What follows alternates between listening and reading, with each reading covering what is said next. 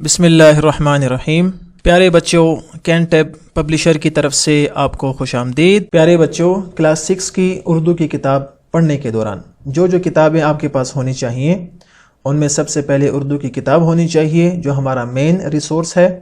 اس کے بعد آپ کے پاس ریسورس پیک جو آپ کو مشق حل کرنے میں بہت مدد دے گا، اور آپ کی چھٹیوں کے کام کے لیے اور کتاب کو مزید اچھی طرح سمجھنے کے لیے آپ کے پاس سمر پیک بھی ہونا چاہیے۔ آپ کو اردو کی کتاب میں خوش آمدید۔ آج ہم اپنے سبق نمبر 5 کا تیسرا حصہ پڑھیں گے اور سبق کا نام ہے شور کی آلودگی۔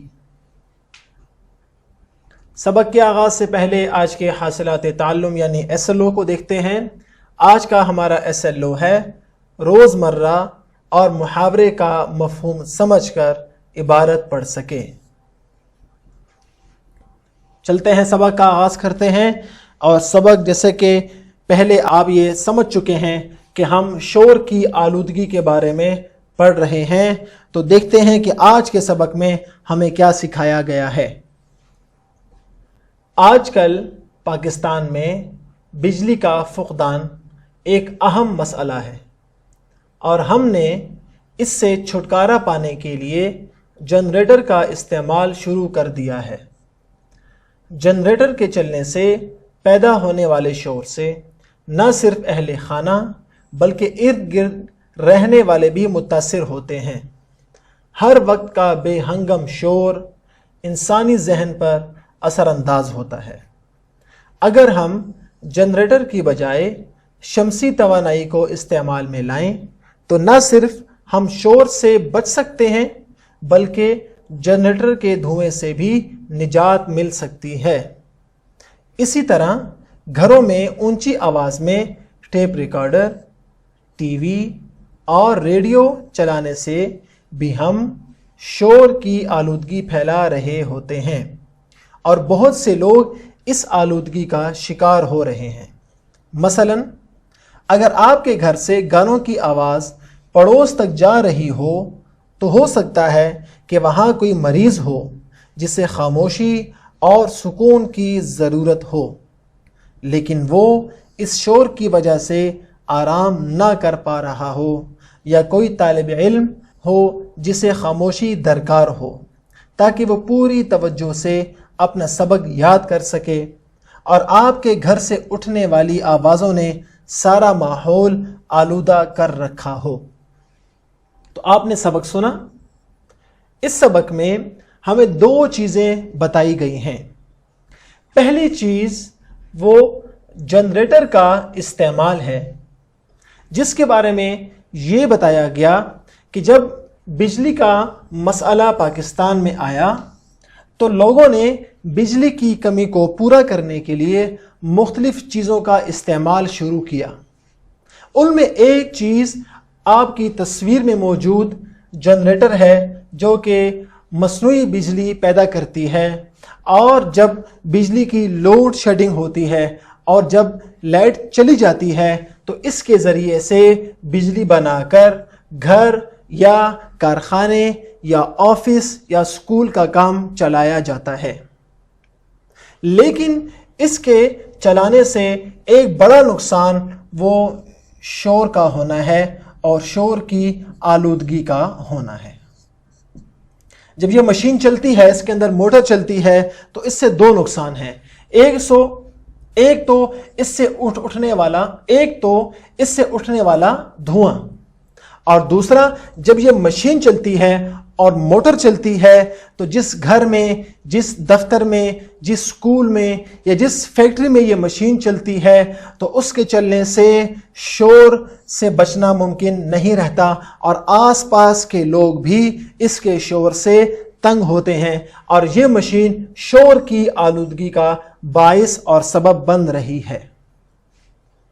دوسری چیز آج کے سبق میں وہ ہمیں یہ بتایا گیا کہ جب ہم اونچی آواز میں ٹیپ ریکارڈر لگاتے ہیں، ٹی وی لگاتے ہیں، ریڈیو چلاتے ہیں، یا کمپیوٹر پر اونچی آواز سے کوئی چیز سنتے ہیں، یا گیم کھیلتے ہوئے، یا کارٹون دیکھتے ہوئے، یا کوئی اور چیز دیکھتے ہوئے، گانے سنتے ہوئے جب ہم اپنے سپیکر اونچے کر دیتے ہیں اور ان کی آواز اونچی ہو جاتی ہے تو صرف گھر والے ہی نہیں بلکہ آس پاس والے بھی تنگ ہوتے ہیں، آپ کے پڑوسی بھی تنگ ہوتے ہیں۔ اور اگر وہاں کوئی مریض موجود ہے یا وہاں کوئی طالب علم پڑھنے والا موجود ہے تو یقیناً آپ کو معلوم ہے کہ مریض کو خاموشی کی ضرورت ہوتی ہے، اسے سکون اور راحت کی ضرورت ہوتی ہے، چونکہ اس نے آرام کرنا ہوتا ہے۔ اسی طرح طالب علم جو اسکول کا بچہ، اسے خاموشی درکار ہوتی ہے، یعنی ضرورت ہوتی ہے۔ درکار کا مطلب ہے ضرورت ہوتی ہے۔ کیوں؟ تاکہ وہ پوری توجہ اور انہماک سے اپنا سبق یاد کر سکے اور لکھ سکے۔ لیکن جب آپ اونچی آوازوں سے سارا ماحول آلودہ کر دیتے ہیں تو یاد رکھیں، مریض کو اور طالب علم کو اور بزرگوں کو اور بچوں کو اس سے اذیت ہوتی ہے۔ اور آپ کو معلوم ہے کہ کسی بھی انسان کو، کسی بھی مسلمان کو اذیت دینا کتنا بڑا گناہ ہے۔ لہٰذا ہمیں یہ خیال کرنا چاہیے کہ ہماری وجہ سے ہمارے پڑوس میں، ہمارے ہمسائے، ہمارے گھر والے، ہمارے اسکول کے باقی ساتھی، باقی دوست، ہمارے اساتذہ، ہمارے والدین اور بہن بھائی ہماری وجہ سے کسی اذیت میں مبتلا نہ ہوں۔ اگلا صفحہ، شور کی آلودگی ایک ایسا خاموش دشمن ہے جس کا بظاہر کوئی وجود نہیں، لیکن یہ ہمارے وجود کو کھوکھلا کر رہی ہے۔ بچے جب صبح اسکول جانے کے لیے نکلتے ہیں تو گھر سے اسکول تک کے راستے میں وہ اس قدر بے ہنگم آوازیں سنتے ہیں، کہیں گاڑیوں کے بے جا ہارن کا شور، کہیں گاڑیوں کے چلنے سے پیدا ہونے والا شور، مختلف چیزیں بیچنے والوں کا شور، جیسے سبزی بیچنے والے، مختلف گھریلو اشیاء فروخت کرنے والے، کہ اسکول پہنچنے تک وہ ذہنی تھکن کا شکار ہو چکے ہوتے ہیں۔ اسی طرح جماعت میں اگر کچھ دیر کے لیے استاد موجود نہ ہو تو اس دوران میں کی جانے والی باتوں کا شور بھی وہاں بیٹھے تمام افراد کو متاثر کر رہا ہوتا ہے، کیونکہ انسان کا ذہن کسی بھی کام کو کرنے کے لیے خاموشی اور سکون چاہتا ہے، ورنہ اس کے سوچنے سمجھنے کی صلاحیتیں متاثر ہوتی ہیں۔ مسلسل بے ہنگم آوازیں ایک حد تک برداشت کی جا سکتی ہیں، اس کے بعد ہم مختلف ذہنی بیماریوں، چڑچڑاپن، قوت سماعت میں کمی جیسی بیماریوں کا شکار ہونے لگتے ہیں۔ تو آپ نے یہ سبق بھی سنا اور مجھے امید ہے کہ آپ نے اس کا درست تلفظ بھی سیکھا ہوگا۔ تو چلتے ہیں اور دیکھتے ہیں کہ اس سبق میں کیا اہم باتیں آپ کو بتائی گئی ہیں۔ سب سے پہلی بات جو اس میں بتائی گئی ہے وہ ہے کہ شور کی آلودگی، یعنی شور ایک ایسی چیز ہے جو ہمیں بیمار بھی کر رہی ہے، ہمیں اذیت بھی، ہمیں تکلیف بھی دے رہی ہے، لیکن اس کا اپنا کوئی وجود نہیں، یعنی شور آپ کو نظر نہیں آتا۔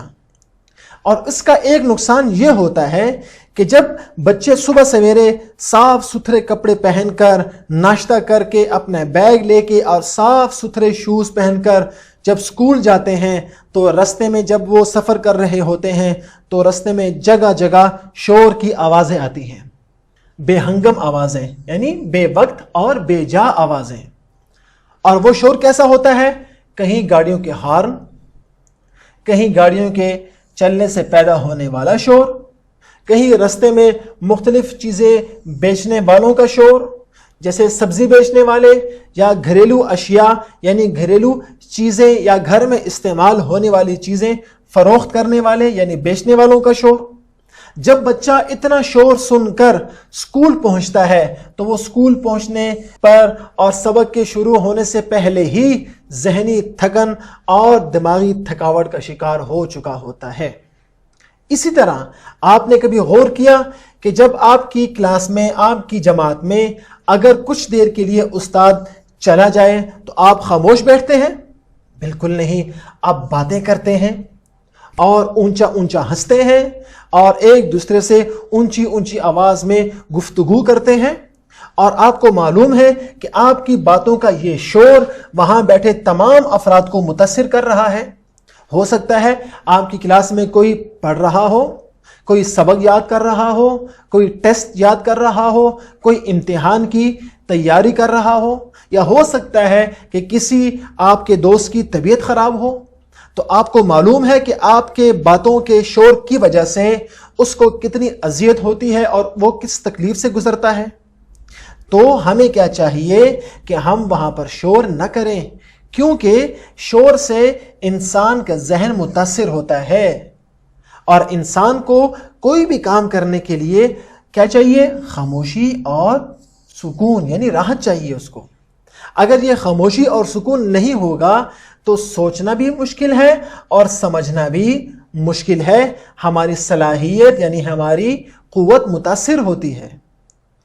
اور بے ہنگم آوازیں، بے جا آوازیں اور شور ایک حد تک تو برداشت ہو سکتا ہے، لیکن اگر یہ مسلسل ہو اور اس میں اگر اضافہ ہوتا رہے تو ہم مختلف دماغی بیماریوں میں مبتلا ہو جاتے ہیں اور ان بیماریوں کا شکار ہو جاتے ہیں، جیسے چڑچڑاپن یعنی فوراً غصے میں آ جانا، اور قوت سماعت میں کمی یعنی سننے کی صلاحیت میں کمی، پھر ہم اونچا سننے لگتے ہیں، اور یہ سب کس وجہ سے ہوتا ہے؟ یہ ہوتا ہے شور کی آلودگی کی وجہ سے۔ تو آپ نے بچوں آج کے بعد یہ کوشش کرنی ہے کہ نہ گھر میں، نہ باہر بازار میں، نہ رستے میں اور نہ اسکول میں شور بالکل بھی نہیں کرنا، اور جو شور کرے آپ نے اس کو پیار سے سمجھانا ہے کہ بھائی شور نہ کریں۔ اب چلتے ہیں آپ کے گھر کے کام کی طرف، اور گھر کا کام آپ کے سمر پیک سے لیا گیا ہے، جو کہ ذیل میں دی گئی عبارت میں محاورات کا استعمال کیا گیا ہے۔ عبارت کو بغور پڑھیں، محاورات کی نشاندہی کریں، اور عبارت کو دوبارہ محاورات کے مفہوم کے ساتھ لکھیں۔ یعنی آپ کے سامنے جو اقتباس موجود ہے، جو پیراگراف موجود ہے، آپ نے اس کو پڑھنا ہے، اور اس میں جو محاورات استعمال کیے گئے ہیں آپ نے ان محاورات کے بجائے ان محاورات کا مفہوم اور اس کا خلاصہ لکھ کر یہی عبارت آپ نے دوبارہ لکھنی ہے، اور یہ ہے آپ کے گھر کا کام جو کہ آپ کے سمر پیک سے لیا گیا ہے۔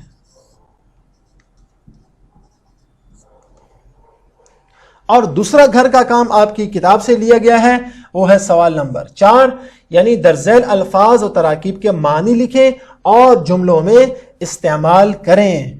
فقدان، قوت سماعت، مضطرب، بے ہنگم، لازم و ملزوم اور اعصابی تناؤ، آپ نے ان کے معنی بھی لکھنے ہیں اور جملوں میں استعمال بھی کرنا ہے، اور ایک سوال کا آپ نے مختصر سا جواب دینا ہے، اور وہ سوال کیا ہے؟ شور کی آلودگی ہمیں کس طرح متاثر کر رہی ہے۔ اور آپ کے دوسرا گھر کا کام، آپ کے سامنے آپ کی کتاب سے ایک اقتباس لیا گیا ہے، آپ نے اس کو غور سے پڑھنا ہے اور اس میں واحد اور جمع کی نشاندہی کرنی ہے۔ مثلا گاڑیوں یہ جمع ہے، اسی طرح سڑکیں یہ جمع ہے، اور باقی جو واحد ہیں یا جمع ہیں آپ نے ان کی نشاندہی کرنی ہے، تاکہ اگلے سبق سے پہلے آپ کو یہ پورا اقتباس معلوم ہو چکا ہو اور اس میں واحد اور جمع کی پہچان بھی آپ کر چکے ہوں۔